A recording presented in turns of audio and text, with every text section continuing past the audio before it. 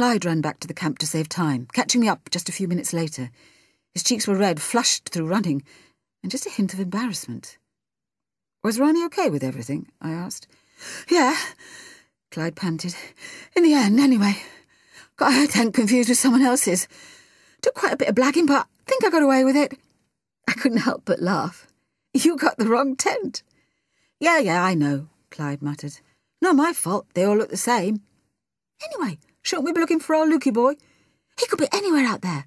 Or Ronnie's cool to cover for us." Clyde was right. We didn't have time for teasing. But I still made a quick mental note to mention it to the others when we saw them. I held the sat-nav out in front of us, like some kind of high-tech divining rod, the pair of us obeying its instructions to the letter. According to its data, Luke couldn't be more than a mile or so away by road, maybe even less as the crow flew. But we hadn't counted on having mountains and valleys to contend with, and an awful lot of climbing as a result.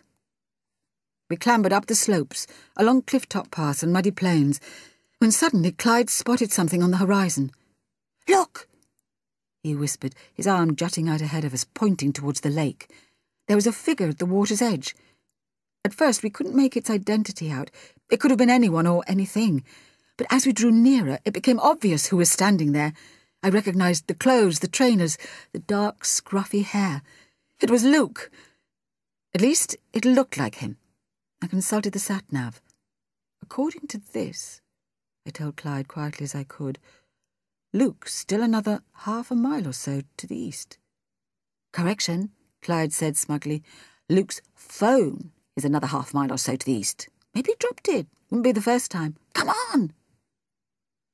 I wasn't necessarily convinced by Clyde's theory, but there wasn't any time to argue with him either. He was already running on ahead, far faster than I could move. And, I had to admit, the facts were staring us in the face.